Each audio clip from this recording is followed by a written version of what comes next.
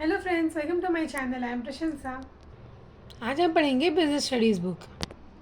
आज हम पढ़ेंगे chapter number 2, job analysis and man power planning. इससे पहले ह्यूमन रिसोर्स हमने चैप्टर स्टडी किया है। अगर आपने वो वीडियो नहीं देखा है तो आप वो जाकर देख लो, क्योंकि ह्यूमन रिसोर्स पढ़ने के बाद आपको मैन पावर प्लानिंग ज़्यादा अच्छे से समझ में आएगा। तो इस चैप्टर में हम पढ़ने वाले हैं कि जॉब किसी को कैसे लगती है। लोग बोलते हैं मेरी जॉब लग गई है, तो जॉब लगने के पीछे जो भी स्टेप्स होते हैं वो कैसे होते हैं वो हम इस चैप्टर में स्टडी करने वाले हैं। और जॉब मिल जाने के बाद मैन पावर प्लानिंग कैसी रहती है, कैसे वहाँ पे लोगों को डिस्ट्रीब्यूट किया जाता है, ये सारी चीज़ें हम इस चैप्टर में स्टडी करने वाले हैं। तो पहले हम पढ़ते हैं जॉब एनालिसिस क्या होता है। जॉब एनालिसिस हमारा फर्स्ट टॉपिक रहेगा इस पॉइंट चैप्टर का। तो जॉब एनालिसिस का हम पहले पढ़ेंगे मीनिंग क्या होता है। Job analysis is a formal and detailed study of job. It refers to a scientific and systematic analysis of job in order to obtain all pertinent fact about the job. तो job analysis हमें नाम से क्या पता चलता है कि हम जॉब को एनालाइज कर रहे हैं, जॉब को समझ रहे हैं। क्यों समझ रहे हैं? ताकि हमें जॉब के बारे में सारे फैक्ट पता चल सके, जॉब होती क्या है, कैसे करना है, ये सारी चीज़ें हमें पता चल पाए, इसलिए हम जॉब को समझ रहे हैं और इसी काम को बोलते हैं जॉब एनालिसिस। तो यहाँ पे एक डेफिनेशन दिया हुआ है। Job analysis is essentially a process of collecting and analyzing data relating to a job. It is a part of overall work called work design. तो जॉब एनालिसिस को वर्क डिज़ाइन भी बोला जाता है और इसका काम है डेटा कलेक्ट करना जॉब के रिलेटेड। तो ये हमारा डेफिनेशन है जॉब एनालिसिस का, मीनिंग है जॉब एनालिसिस का, सॉरी। अब हम अलग बहुत सारे टाइप के यहाँ पे डेफिनेशंस दिए हुए हैं जो अलग अलग राइटर्स ने लिखे हैं। कोई भी हम एक डेफिनेशन चूज़ कर सकते हैं पढ़ने के लिए। अगर हम ये स्पिगल का पढ़े, स्कॉट क्लोथियर और स्पिगल का डेफिनेशन पढ़े जो कि छोटा डेफिनेशन है, तो वो कहते हैं कि job analysis is a process of critically evaluating the operations, duties and relationship of the job. बताया जा रहा है कि जॉब एनालिसिस एक प्रोसेस है जिसमें हम इवैल्यूएट करते हैं, समझते हैं किस चीज़ को, जॉब में जो ऑपरेशंस होने वाले हैं, जो काम मिलने वाले हैं और रिलेशनशिप कैसे रहने वाला है जॉब और मैन पावर का, manpower to manpower का, या जो भी रिलेशन जॉब में बनने वाले हैं वो कैसे रहने वाले हैं। इस सबको समझने को हम जॉब एनालिसिस कहते हैं। अब जॉब एनालिसिस करने से हमें यहाँ पे कुछ फॉलोइंग रीजंस प्रोवाइड होते हैं। तो जॉब एनालिसिस में सबसे पहले पता चलता है कि जॉब की आइडेंटिटी क्या है, जॉब किस टर्म में हमेशा किया जा रहा है। वो मैन्युफैक्चरिंग में यूनिट में है, लेबर वर्क में है, सेल्स है, प्रोडक्शन है, मार्केटिंग है, काम क्या है जॉब का। उसके बाद हमें पता चलता है कि जॉब में कौन कौन से टास्क इन्वॉल्व है, उनकी टाइमिंग, उनकी कॉम्प्लेक्सिटी, क्या सीक्वेंस चलने वाला है, क्या क्या काम होने वाले हैं, ये सारी चीज़ें ऑपरेशंस में आ जाते हैं। तो सबसे पहले हम जॉब एनालिसिस में आइडेंटिटी को ढूंढते हैं, उसके बाद हम ऑपरेशंस को ढूंढते हैं। फिर हम देखते हैं कि जॉब की लोकेशन और फिजिकल सेटिंग्स कैसी है, क्या वो मैन पावर को हज़ार्ड दे रही है, डिस्कम्फर्ट प्रोवाइड करवा रही है, या वो अच्छे से रख रही है। ये सारी चीज़ें हम जॉब एनालिसिस में एनालाइज करते हैं। फिर हम देखते हैं कि जॉब में कौन कौन सी ड्यूटीज़ इन्वॉल्व होने वाली हैं, और फिर देखते हैं कि इक्विपमेंट्स क्या क्या प्रोवाइड होने वाले हैं, वो लेबर इंटेंसिव है या कैपिटल इंटेंसिव है, किस टाइप की जॉब है, ये भी हम देखते हैं। नेक्स्ट पॉइंट है कि how the job is perform, job होने कैसे वाला है, वो driving, feeding, drilling, assembling, lifting, handling, किस टाइप का जॉब है, हमें क्या करना है उस जॉब में, ये पता चलता है हमें। तो नेचर ऑफ ऑपरेशन हमारा नेक्स्ट पॉइंट बन जाता है। नेक्स्ट पता चलता है रिलेशनशिप, जॉब में और जॉब में जो काम कर रहे हैं मतलब मैन पावर में, उनका रिलेशन कैसे होने वाला है, क्या वो इंटरेस्टेड है, वो खुश है क्या, ये सारी चीज़ें हमें रिलेशनशिप से पता चलती है। लास्ट में पता चलता है कि हमें किस चीज़ की स्ट्रेंथ की ज़रूरत है, हमें किस टाइप के एचआर की ज़रूरत पड़ेगी, क्या वो एचआर फिजिकल स्ट्रेंथ लगाए, एजुकेशनल स्ट्रेंथ लगाए, मेंटल स्किल, एटीट्यूड, एक्सपीरियंस, हमें किस टाइप के लोग चाहिए हमारे जॉब के लिए। अगर हमारी कंपनी लेबर इंटेंसिव है तो हमें फिजिकल स्ट्रेंथ चाहिए रहेगी, अगर कैपिटल इंटेंसिव है तो हमें मेंटल स्किल्स चाहिए रहेगी, एजुकेशन चाहिए रहेगी। तो इससे पता चल जाता है ये जॉब एनालिसिस से कि हमें बेसिक जॉब में क्या क्या चीज़ें चाहिए रहती है। नेक्स्ट हमारा पॉइंट आता है relevance of job analysis. Relevance of job analysis में हम मेनली उसके यूजेस पढ़ते हैं या रेलेवेंस बोल सकते हैं, जो किसी भी जॉब को एनालाइज करने के लिए ज़रूरी होते हैं। हमें जॉब एनालाइज करने के बाद ये सारी चीज़ें पता चलती हैं या ये सारी चीज़ों को ध्यान में रखते हुए जॉब को एनालाइज करना होता है। पहला है ऑर्गेनाइजेशनल डिज़ाइन। ऑर्गेनाइजेशन की डिज़ाइन कैसी होने वाली है, क्या वो ओवरलैपिंग कर रहा है, इंटर रिलेशनशिप रखता है क्या, रिस्पॉन्सिबिलिटी कैसी होती है उसकी, क्या वो अपनी ऑर्गेनाइजेशन को इम्प्रूव कर रहा है, डेवलप कर रहा है। ये सारी चीज़ों को ध्यान में रखते हुए हम जॉब को एनालाइज करते हैं। तो ऑर्गेनाइजेशनल डिज़ाइन में बताता है कि जॉब एनालिसिस एक यूजफुल क्लासिफाइंग जॉब है, इंटर रिलेशनशिप होती है उसके अंडर में, और रिस्पॉन्सिबिलिटी आती है अथॉरिटी के साथ जो अकाउंटेबल है अलग अलग जॉब के लिए, जिसके कारण मिनिमाइज हो जाता है डुप्लीकेशन और ओवरलैपिंग। इसका मतलब है हर पर्सन को अपना अपना काम मिलता है, कोई भी खाली नहीं बैठा रहता है। तो ऑर्गेनाइजेशन को अच्छे से मैनेज किया जाता है ऑर्गेनाइजेशनल डिज़ाइन में। फिर आता है ह्यूमन रिसोर्स प्लानिंग।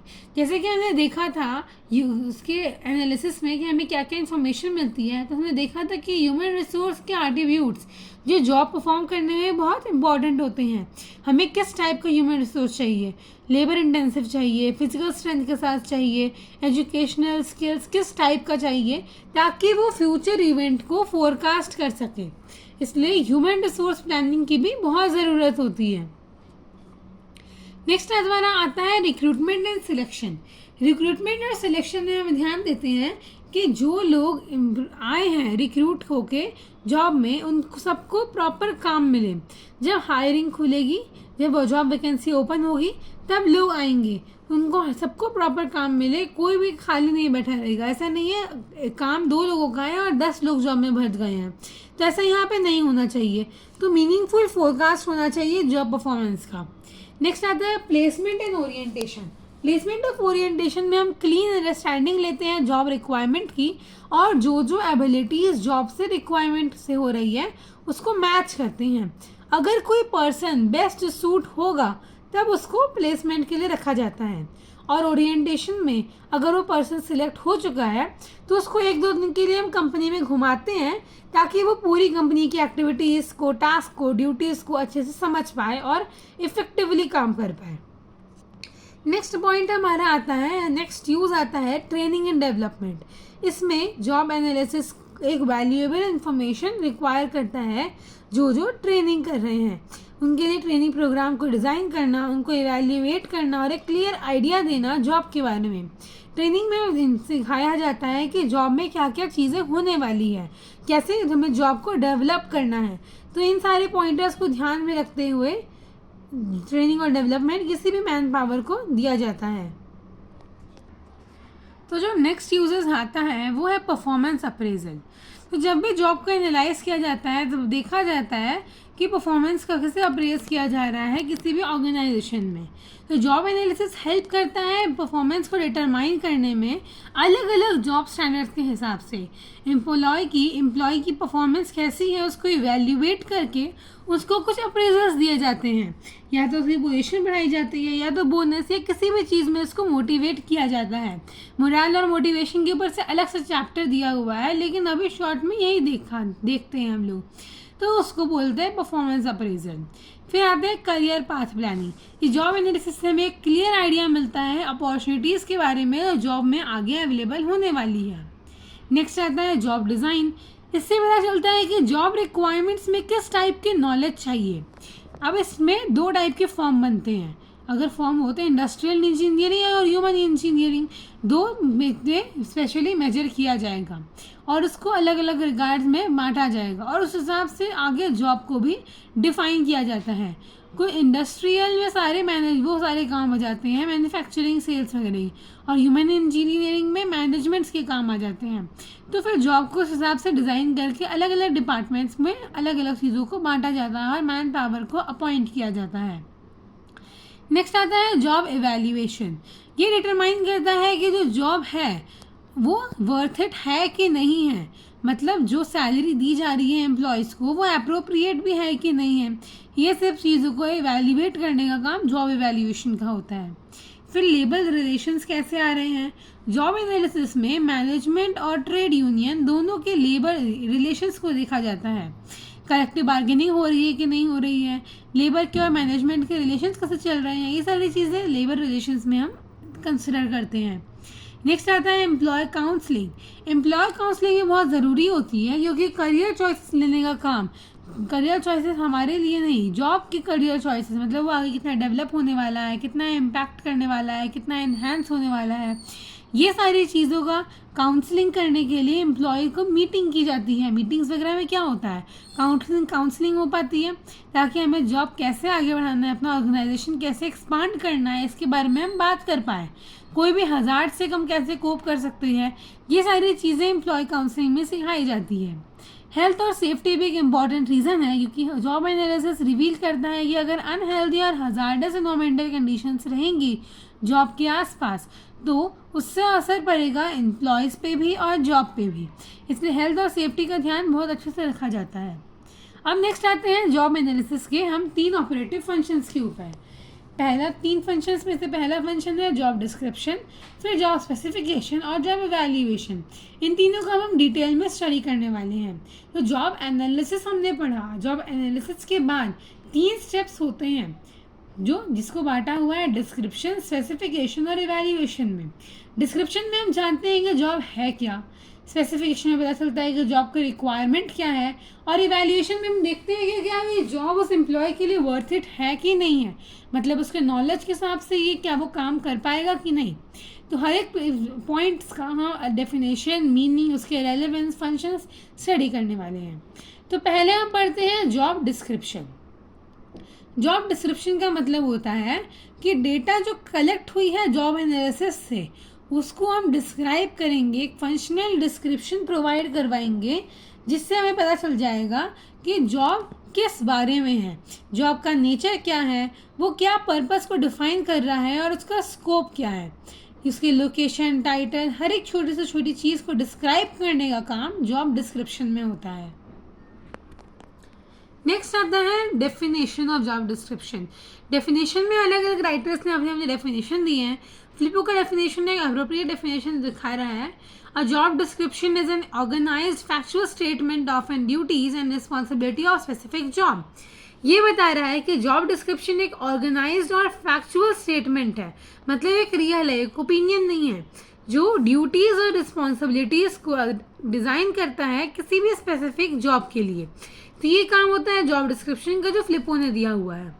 अब हम पढ़ते हैं रेलेवेंस या यूजेस जॉब डिस्क्रिप्शन के। तो जॉब डिस्क्रिप्शन के रेलेवेंस या यूजेस क्या होंगे। सबसे पहले ये जॉब ग्रेडिंग में और जॉब क्लासिफिकेशन में हेल्प करेगा। जॉब ग्रेडिंग में मतलब जॉब को किस लेवल पे रखना है, स्टाफिंग का काम है कि टॉप लेवल का काम है, इंडस्ट्री लेवल है कि मैनेजमेंट लेवल है, कौन से लेवल का काम है, हर जॉब को क्लासिफाई करने का काम जॉब डिस्क्रिप्शन के अंदर होगा। क्योंकि जॉब एनालिसिस क्या होकर देगा, हमें पूरा डेटा ला के रख देगा। ये रहा हमारा जॉब एनालिसिस, इसमें सारे डेटा लिखा हुआ है, चाहे वो कोई भी मैनेजमेंट हो, सारे डिपार्टमेंट का जॉब का डेटा वहाँ पे लिखा हुआ है। लेकिन जॉब डिस्क्रिप्शन क्या करेगा, हर एक डेटा को उठाएगा और अपनी अपनी कैटेगरी में रख देगा, अलग अलग कैटेगरी में रखेगा। जैसे हम गेम खेलते थे जब हम छोटे थे, उसमें हम नॉक नॉक खेलते थे, तब हमने क्या करते थे, अलग अलग कैटेगरी का सामान उठाते थे और उसको डिफाइन करते थे। सेम काम होता है, जॉब एनालिसिस का काम है सारा डेटा कलेक्ट करना, और जॉब डिस्क्रिप्शन डेटा को अलग अलग कैटेगरी में क्लासिफाई करता है, डिफाइन करता है। उसके बाद placement of new employees on a job. Placement का काम भी डिस्क्रिप्शन के थ्रू हो जाएगा, क्योंकि हमें जब पता चल जाएगा कि कौन सा जॉब का क्या रोल है, कौन सी कैटेगरी में आता है, तो प्लेसमेंट लेना भी इजी हो जाएगा। नेक्स्ट आता है ओरिएंटेशन ऑफ एम्प्लॉयज़। तो बहुत सारे रेलेवेंस के आप पॉइंट्स देखोगे कि जॉब एनालिसिस से मैच होंगे, और आगे भी आप देखोगे कि बहुत सारे मैच होते चले जाएंगे। तो ये कुछ आपको सारे पॉइंट्स याद रखने हैं, लेकिन कुछ पॉइंट्स आपको याद रखने में ईजी होगा क्योंकि वो मैच हो जाएंगे। तो जैसे प्लेसमेंट हमारा एनालिसिस में था और डिस्क्रिप्शन में भी है। ओरिएंटेशन मतलब घुमाना हमें ऑर्गेनाइजेशन में, वो वहाँ पे भी था और यहाँ पे भी है। हम नेक्स्ट देखते हैं प्रमोशन और ट्रांसफ़र। जॉब डिस्क्रिप्शन से पता चल जाएगा कि प्रमोशन और ट्रांसफ़र किस हिसाब से हो रहा है किसी भी एम्प्लॉय का। जब हम क्लासिफिकेशन में जॉब को अलग अलग कैटेगरी में बांट दिए हैं तो हमें प्रमोशन करवाना या ट्रांसफ़र करवाना ईजी हो जाता है। नेक्स्ट हम देखेंगे defining N outline career path. Career path में हमें डिफाइन करना है कि हम जो भी कैटेगरी का जॉब किसी भी जॉब एनालिसिस से उठा के डिस्क्रिप्शन में डाले हैं वो किस वे में जा रहा है और हमें वैसे ही प्लेसमेंट अपॉर्चुनिटीज़ लानी है जो वो उस वे को कंसिडर कर पाए। नेक्स्ट आता है redressal of grievances due to duties and responsibilities. जो भी ग्रीवेंसेज हो रहे हैं या मिसमैनेजमेंट हो रहा है उन सबको ड्यूटीज से और रिस्पॉन्सिबिलिटी के साथ रिड्रेसल करना, ठीक करना, ये भी काम जॉब डिस्क्रिप्शन सिखाता है। इन एक्सीडेंट्स पे इन्वेस्टिगेट करना, फॉल्टी वर्क और लोकेटिंग प्रोसीजर वर्क को डुप्लीकेशन से बचाना, वर्क मेजरमेंट और वर्क इम्प्रूवमेंट करना, लिमिट्स ऑफ अथॉरिटी को डिफाइन करना कि क्या लिमिट्स है वो डिफाइन करना, हेल्थ और सेफ्टी का ध्यान रखना, परफॉर्मेंस स्टैंडर्ड को डेवलप करना, कॉमन अंडरस्टैंडिंग इस्टेब्लिश करना जॉब और मैनेजमेंट के बीच में, ऑक्यूपेशनल थेरेपी देना मतलब ट्रेनिंग्स वगैरह देना, एम्प्लॉय काउंसलिंग, ऑर्गेनाइजेशनल डेवलपमेंट और क्वेश्चंस पूछना जो इंटरव्यू में पूछे जाते हैं। तो ये सारे यूजेस होते हैं जॉब डिस्क्रिप्शन के। और एक जॉब डिस्क्रिप्शन एक टाइप का पेपर होता है जिसमें हम ये सारी चीज़ें बनाते हैं। अब हमने पढ़ा था सबसे पहले जॉब एनालिसिस हमने स्टडी किया था। जॉब एनालिसिस की 3 ब्रांचेस थे जिसमें से हमने पहला ब्रांच कवर कर लिया है जॉब डिस्क्रिप्शन का। अब हम सेकेंड ब्रांच पढ़ रहे हैं जॉब स्पेसिफिकेशन। तो जॉब स्पेसिफिकेशन में एक स्टेटमेंट, जॉब स्पेसिफिकेशन से हमें क्या समझ में आता है, हम किसी भी एम्प्लॉय को स्पेसिफाई कर रहे हैं कि ये काम किस चीज़ के लिए है। एक रिटन स्टेटमेंट होता है वैसे तो जॉब स्पेसिफिकेशन जॉब डिस्क्रिप्शन के जैसे। जॉब डिस्क्रिप्शन में क्या हम कर रहे थे, जॉब के सारे कंटेंट्स लिख रहे थे कि जॉब किस बारे में है, उसकी कोड डिपार्टमेंट क्या है, ड्यूटीज़ क्या है, वर्किंग कंडीशंस, रिलेशनशिप, ये सारी चीज़ें हम जॉब डिस्क्रिप्शन में लिख रहे थे। अब जॉब स्पेसिफिकेशन में हम लिखते हैं कि उसके अंदर और डिटेल में हम आ जाते हैं, पोजीशन क्या है, पोजीशन के बाद उसका डिपार्टमेंट क्या है, क्या क्या एजुकेशन चाहिए। धीरे धीरे हम हर एक लेवल के डिटेल में घुसते जा रहे हैं। तो सबसे पहले जॉब एनालिसिस एक ब्रॉडर व्यू था, उसके अंदर में जॉब डिस्क्रिप्शन आता है, फिर उसके अंदर में जॉब स्पेसिफिकेशन आता है और हम वही चीज़ अभी स्टडी कर रहे हैं।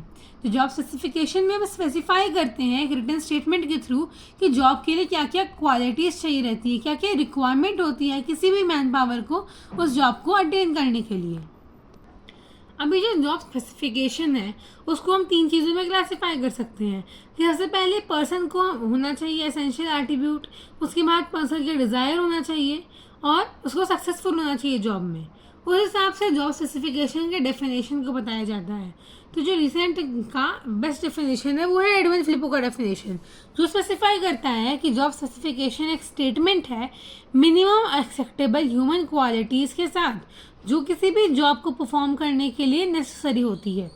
मतलब है कि आप कोई मिनिमम एक्सेप्टेबल क्वालिटी, जैसे आप 10th पास हो, 12th पास है, ग्रेजुएटेड हो, इन सब के साथ भी आप जॉब को अटेन कर सकते हो एक प्रॉपर ये स्टेटमेंट लेने के बाद, क्योंकि जॉब के बहुत सारे स्टेप्स होते हैं, उन सारे स्टेप्स को फॉलो करने के बाद आप उस जॉब को अटेन प्रॉपरली कर सकते हो। तो ये इस डेफिनेशन में बोला गया है। अब जॉब स्पेसिफिकेशन पढ़ने के बाद आप जॉब डिस्क्रिप्शन को और जॉब स्पेसिफिकेशन का टेबल को आप अच्छे से रीड करना। अब अगर कमेंट सेक्शन में कोई डाउट होगा तो आप पूछ सकते हैं। नेक्स्ट में पढ़ते हैं relevance of job specification, uses of job specification. Job specification का यूजेस क्या है, तो पहला यूज है इसका, ये हमें बताता है कि हमें किस टाइप का पर्सन कहाँ पे रखना है। ये बताता है कि हमें कौन से डिपार्टमेंट में किस टाइप का पर्सन को रखना है। कोई भी डिपार्टमेंट में किसी पर्सन को नहीं रख सकते हैं। तो जॉब स्पेसिफिकेशन स्पेसिफाई करता है पर्सन को और जॉब को। नेक्स्ट आता है हमारा पॉइंट, ये गाइड के जैसे सर्व करता है रिक्रूटमेंट और सिलेक्शन प्रोसेस में। रिक्रूटमेंट होता क्या है, मतलब रिक्रूटमेंट एक प्रोसेस है जिसमें सारे लोग अप्लाई कर सकते हैं, चाहे वो कोई भी हो। एक बच्चा भी अप्लाई कर सकता है, कोई भी अप्लाई करने का बटन है उसको दबा सकते हैं, कोई भी दबा सकता है। लेकिन सिलेक्शन एक प्रोसेस है जहाँ पे जो भी एम्प्लॉय सिलेक्टेड है या केपेबल है वही सिलेक्ट होते हैं और आगे के फेज़ में आते हैं। तो रिक्रूटमेंट एक पॉजिटिव प्रोसेस है और सिलेक्शन एक नेगेटिव प्रोसेस है। ये MCQ में पूछा जा सकता है। तो ये स्पेसिफिकेशन करता क्या है, एक गाइड के सर्व करता है। रिक्रूटमेंट में बहुत सारे लोग अप्लाई किए हैं, उसमें से सिलेक्ट करने का काम स्पेसिफिकेशन से होगा। जो जो अपने रिज्यूम में सबमिट किए हैं उसमें स्पेसिफिकेशन दिया रहता है कि आप किस चीज़ के लिए केपेबल हो और उस कैपेबिलिटी को जॉब स्पेसिफिकेशन से मैच किया जाता है। अगर मैच हुआ तब आपको आगे फेस के लिए प्रोसीजर दिया जाता है, नहीं तो आप वहीं से बैक हो जाते हो। नेक्स्ट आता है हमारा it also help in training and appraisals. अगर हमें कौन से डिपार्टमेंट में क्या काम करना है ये पता हो, कौन से डिपार्टमेंट में किस टाइप के एम्प्लॉयज़ है ये पता हो, तब हमें उनको ट्रेनिंग देना या अप्रेजल देना आसान हो जाता है। नेक्स्ट आता है हमारा पॉइंट, ये हेल्प करता है सिलेक्ट करना को most appropriate job for a particular candidate. वही चीज़ पर्टिकुलर कैंडिडेट के लिए अप्रोप्रिएट जॉब को ढूंढना जॉब स्पेसिफिकेशन का काम होता है। अब हमने पढ़ लिया है जॉब स्पेसिफिकेशन और जॉब डिस्क्रिप्शन। अब हम पढ़ते हैं जॉब एनलार्जमेंट। हमने सबसे पहले डिस्क्रिप्शन और स्पेसिफिकेशन पढ़ा है और उसके बाद हमारे बारी आती है एवेल्यूएशन की। तो एवेल्यूएशन को फर्दर दो टाइप में डिवाइड किया हुआ है, एनलार्जमेंट और एनरिचमेंट। तो इन सबको साथ में एवेल्यूएशन बोलते हैं या अलग अलग एनलार्जमेंट और एनरिचमेंट बोलते हैं। तो किसी भी टाइप से क्वेश्चन पूछेंगे तो आप आंसर देने चाहिए। अगर एवेल्यूएशन बोला है तो आपको या तो कंफर्म कर लेना है किस चीज़ों के बारे में है, और नहीं अगर है तो आपको दोनों के बारे में लिखना है इवैल्यूएशन के साथ। तो ऐसे यहाँ पे आपको चीज़ें जाएंगी। तो एनलार्जमेंट अब सबसे पहले स्टडी करते हैं। तो एनलार्जमेंट एक सिंपल चीज़ है। एनलार्जमेंट के लिए एक ओरिजिनल जॉब रहता है, ये आपका जॉब है, ठीक है, ये आपका ओरिजिनल जॉब है जिसमें आप काम कर रहे हो। एनलार्जमेंट मतलब होता है कि आपके नॉलेज और आपके स्किल्स के हिसाब से आपको एक्स्ट्रा जॉब अपॉइंट किया जा रहा है विदाउट एन अप्रेजल, तो उसको बोला जाता है जॉब एनलार्जमेंट।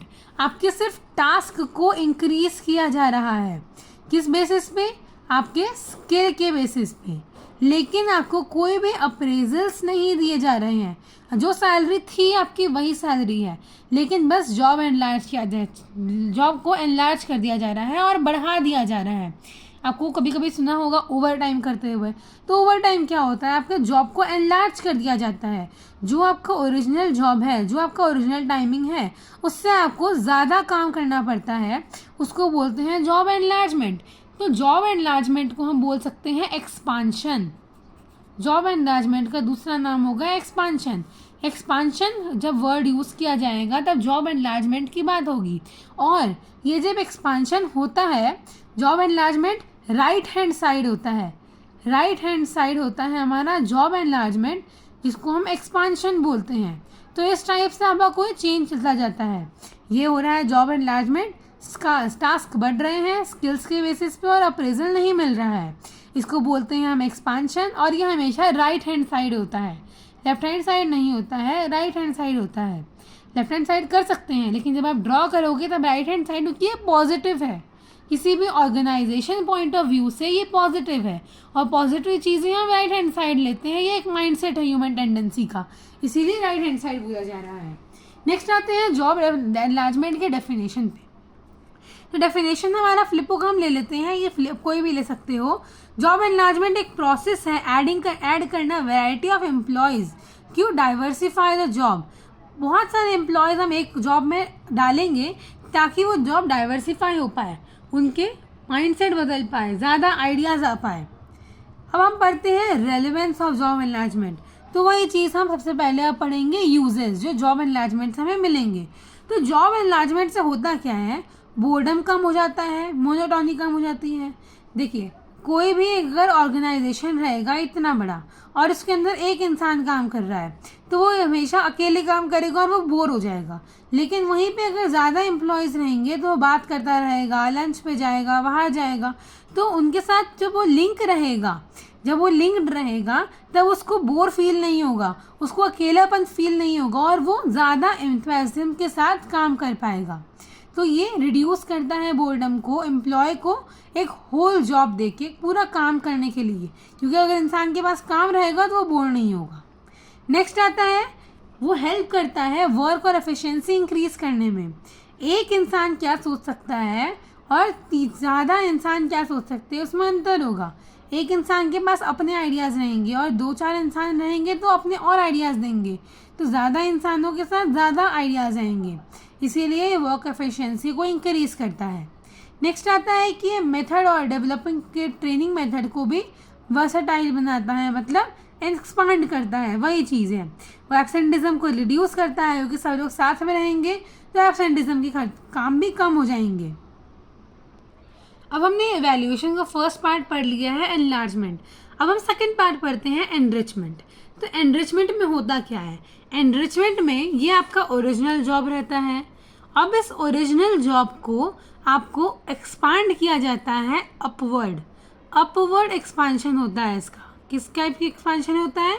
अपवर्ड एक्सपांशन होता है, जो शो करता है कि आपके जॉब को यहाँ पे चैलेंजिंग बनाया जा रहा है।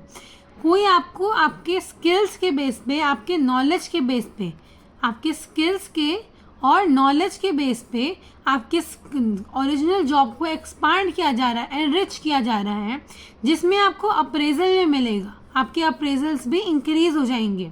और ये जो एक्सपांशन होता है ये अपवर्ड एक्सपांशन होता है। ये अपवर्ड एक्सपांशन होता है जिसमें जॉब को एनरिच किया जाता है, उसको बेटर अपॉर्चुनिटीज़ दी जाती है। देखिए, एनलार्जमेंट में आपका सिर्फ जॉब को बढ़ाया जा रहा था, आपको ना कोई अपॉर्चुनिटी मिल रही थी, ना आपको अप्रेजल मिल रहा था, कुछ नहीं, आपको सिर्फ ज़्यादा काम करना है। लेकिन एनरिचमेंट में आपकी जॉब को एक अलग लेवल पे लेके जाया जा रहा है, जैसे कि प्रमोशन। जॉब एनलार्जमेंट में आप सेम लेवल पे रहते हो, लेकिन आपको काम ज़्यादा करना है। लेकिन एनरिचमेंट में क्या होती है? आपकी लेवल ऑफ वर्क इंक्रीज हो जाती है। जैसे आपका प्रमोशन हो जाता है, जैसे आप फर्स्ट स्टैंडर्ड में अगर हो तो आप सेकेंड स्टैंडर्ड में चले जाओगे, तो ये आपका हो गया जॉब एनरिचमेंट। लेकिन अगर आप फर्स्ट स्टैंडर्ड में हो और आपको दोबारा फर्स्ट स्टैंडर्ड रिपीट करने के लिए बोला जाए, तो ये आपका जॉब एनलार्जमेंट हो जाएगा और ये एनरिचमेंट हो जाएगा। तो इस हिसाब से इन चीज़ों को डिफाइन किया जाता है।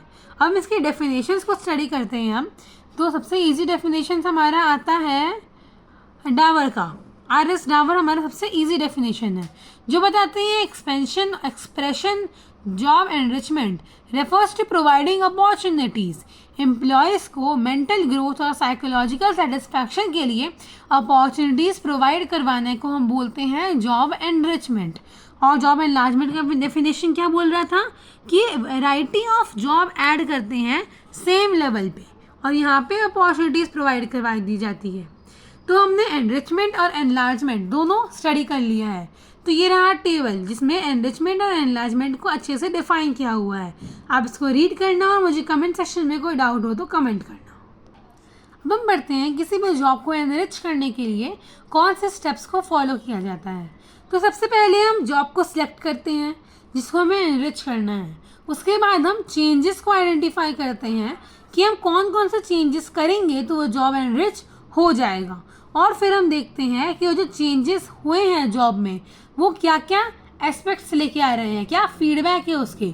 अगर हम किसी एम्प्लॉय को ये जॉब एनरिच करके देते हैं तो क्या रिस्पॉन्सिबिलिटीज़ को हैंडल कर पाता है, जो अपॉर्चुनिटीज़ है उसको अचीव कर पाता है।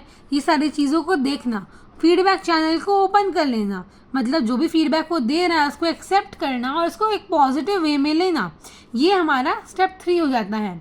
नेक्स्ट आता है जॉब एनरिच करने के बाद हो सकता है कभी कभी एम्प्लॉय फेल हो, तो उसको नेसेसरी ट्रेनिंग देना, गाइडेंस देना, ये सारी चीज़ें भी जॉब एनरिचमेंट के स्टेप्स में आती है।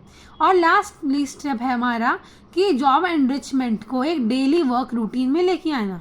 अगर हमने जॉब एनरिच किया है किसी एम्प्लॉय के लिए तो हमें अपने ऑर्गेनाइजेशन को भी उस हिसाब से मेंटेन करना पड़ेगा। हमें पुराने टाइप से ही नहीं रखना पड़ेगा। जैसे कि अगर AI आ चुका है तो हमें सारे कंप्यूटर्स में AI को लेके आना पड़ेगा। तो ये क्या हो गया, हमारा ऑर्गेनाइजेशन में एनरिच हुआ है जॉब के साथ साथ। तो ये इंटरैक्शन हो गया ऑर्गेनाइजेशन का जॉब के साथ साथ, तो ये हमें रखना पड़ेगा। ये कुछ स्टेप्स हैं जॉब एनरिचमेंट के। अब जॉब एनरिचमेंट होने के बाद हमारे पास यूजेस कौन कौन से होते हैं। तो क्या यूजेस है, ये जॉब को इंटरेस्टिंग बनाता है, ये एम्प्लॉय को जॉब सेटिस्फैक्शन देता है, एम्प्लॉय के एब्सेंटिज्म रिड्यूस हो जाएंगे और जॉब होल्डर मोटिवेट रहेगा। और एक लास्ट जो एडवांटेज है उसका वो है कि जो क्वालिटी है जॉब की वो इम्प्रूव हो जाएगी। तो ये यूजेस थे जॉब एनरिचमेंट के। अब हम पढ़ेंगे एडवांटेजेस क्या होते हैं जॉब एनरिचमेंट के। तो ये क्या करता है, बेटर वर्क एनवायरनमेंट देता है, कंट्रीब्यूट करता है बेस्ट एम्प्लॉयज़ के थ्रू, बोर्डम को रिड्यूस करता है, लर्निंग स्किल्स इंक्रीज करता है और सूटेबल एम्प्लॉयज़ को सूटेबल जॉब देता है ताकि वो ज़्यादा अचीव कर पाए। तो ये हमारा हो चुका है, जो हमारे 3 टॉपिक्स थे जॉब एनालिसिस के अंडर में, वो कंप्लीट। अब हम पढ़ते हैं मैन पावर प्लानिंग, क्योंकि चैप्टर में हमारी 2 चीज़ें थी, जॉब एनालिसिस और मैन पावर प्लानिंग। तो हमने पहला पार्ट क्लियर कर लिया है, वो सेकेंड पार्ट में है। ये हमारा सेकेंड पार्ट है, man power planning. Man power planning कहता है कि ज़रूरी जो भी लोग ज़रूरतमंद हैं, मतलब वो लोग जिसको हम सही समय पे सही जगह पे यूज़ करें सही चीज़ करने के लिए, उसको हम बोलते हैं मैन पावर प्लानिंग। और ये कौन करता है? ये करता है ह्यूमन रिसोर्स। वो क्या करता है? राइट पीपल लाता है राइट प्लेस पे राइट टाइम पे राइट थिंग करने के लिए। तो ये कुछ कीवर्ड्स है जो आपको ध्यान रखना है। और स्टीनर के अकॉर्डिंग मैन पावर प्लानिंग को डिफाइन किया गया है एक स्ट्रैटेजी के जैसे, जिसको यूटिलाइजेशन, इम्प्रूवमेंट, प्रिजर्वेशन करना है ह्यूमन रिसोर्स का, जो एक जॉब इस्टेब्लिश करेगा बहुत सारे डेवलपिंग मैन पावर्स के थ्रू, जो ऑर्गेनाइजेशन को डेवलप करके लेके जाएगा, हाईयर स्टैंडर्ड पे लेके जाएगा। अब हम देखते हैं कि मैन पावर प्लानिंग का ऑब्जेक्टिव क्या होता है, उनके मोटिव क्या होता है। तो उनका मेन मोटिव होता है कि वो ह्यूमन रिसोर्स को फुल्ली ऑक्यूपाई रख पाए। ह्यूमन रिसोर्स भी कुछ काम करना चाहिए, तो वो ये काम दे देते हैं। उसके बाद नेसेसरी रिसोर्स को इंश्योर करना और उस रिसोर्सेस को किस हिसाब से कहाँ पुट करना है, ये मैन पावर प्लानिंग में आता है। फिर हम देखते हैं कि फ्यूचर स्किल्स और रिक्वायरमेंट को कैसे ऑक्यूपाई करें। ये सारी चीज़ें मैन पावर प्लानिंग के अंडर में देखी जाती है, जो ह्यूमन रिसोर्स करते हैं। रिक्रूटमेंट लेवल को डिटरमाइन करना, कंट्रोलिंग मेजर्स डालना और एंटिसिपेट रिड्यूसेंसीज को, मतलब जो लोग पार्टिसिपेट कर रहे हैं वो कम से कम डिसमिसल्स हो। इन चीज़ों को ध्यान में रखने का काम ह्यूमन रिसोर्स का होता है, जो मैन पावर प्लानिंग के थ्रू करते हैं। एप्रोप्रिएट ट्रेनिंग, डेवलपमेंट देना और ध्यान देना कि कोई भी डिसमिसल ना करे, मतलब छोड़े ना इन चीज़ों को। उसके बाद हमारा नेक्स्ट आता है man power estimation. Man power estimation में देखा जा रहा है कि जो मैन पावर प्लानिंग की गई है उसको हम किस हिसाब से हैंडल करते हैं, उसके प्रोसेस के मैनेजमेंट को हम बोलते हैं मैन पावर एस्टिमेशन। अब ये रहा मैन पावर एस्टिमेशन का चार्ट। इस मैन पावर एस्टिमेशन को हम ऐसे डिफाइन करते हैं। ये रहा मैन पावर एस्टिमेशन। इसके 2 टाइप्स होते हैं, पहला है क्वांटिटेटिव एस्पेक्ट और दूसरा है क्वालिटेटिव एस्पेक्ट। क्वांटिटेटिव एस्पेक्ट में हम देखते हैं वर्क फोर्स के एनालिसिस और वर्क फोर्स के एनालिसिस को देखते हैं। तो ये वर्क फोर्स एनालिसिस 2 टाइप से किया जा रहा है। यहाँ पे वर्क लोड एनालिसिस है, वर्क फोर्स नहीं, वर्क लोड। सबसे पहले वर्क लोड एनालिसिस में हम देखते हैं कि फैक्ट्री को कितने वर्कर्स की रिक्वायरमेंट है। हम एक फॉर्मूला है वर्क लोड एनालिसिस का, तो कितने वर्कर्स की रिक्वायरमेंट है और कितने पीपल है, उसको हम अपॉन करते हैं। हमारे पास जो आंसर आता है वो हमारा वर्क लोड एनालिसिस आ जाता है। जैसे अगर फैक्ट्री को 50,000 लोगों की रिक्वायरमेंट होती है और जो घंटे एक आदमी काम करेगा पर आवर काम होने वाला है 2,500 घंटा पर आवर पर काम होता है। एक साल में 2,500 घंटा एक आदमी काम करता है और 50,000 लोगों की ज़रूरत है, तो 200 वर्कर हो गए डिवाइड करने के बाद। ये जो 200 वर्कर है ये उसका वर्क लोड एनालिसिस है। इसका मतलब है उसको जब वो रिक्रूट करेगा तब वो 200 वर्कर्स को रिक्रूट करेगा। वही चीज़ अगर वर्क फोर्स एनालिसिस में देखी जाए तो वर्क फोर्स एनालिसिस में हम देखते हैं कि उसको हम हैंडल किस हिसाब से कर रहे हैं। ये जो 200 वर्कर्स हैं उसको हम कौन कौन सी कैटेगरी में लेके जा रहे हैं और उसको सबको मैनेज कैसे कर रहे हैं, ये वर्क फोर्स एनालिसिस में देखा जाता है। और ये क्वांटिटेटिव एस्पेक्ट हो जाता है। क्वालिटेटिव एस्पेक्ट में हम देखते हैं कि उसको हम जो भी वर्कर्स को हायर कर रहे हैं उसको हम किस हिसाब से फैसिलिटीज़ प्रोवाइड कर रहे हैं, मोटिवेशन दे रहे हैं कि नहीं, अप्रेजल्स दे रहे हैं कि नहीं। तो ये मैन पावर एस्टिमेशन होता है, जिसमें हम वर्कर्स को अलग अलग फैक्टर्स के थ्रू एस्टिमेट करते हैं, मैनेज करते हैं। और इसी के साथ हमारा ये चैप्टर खत्म हो जाता है। Thank you for watching this video. Like, subscribe and share my channel.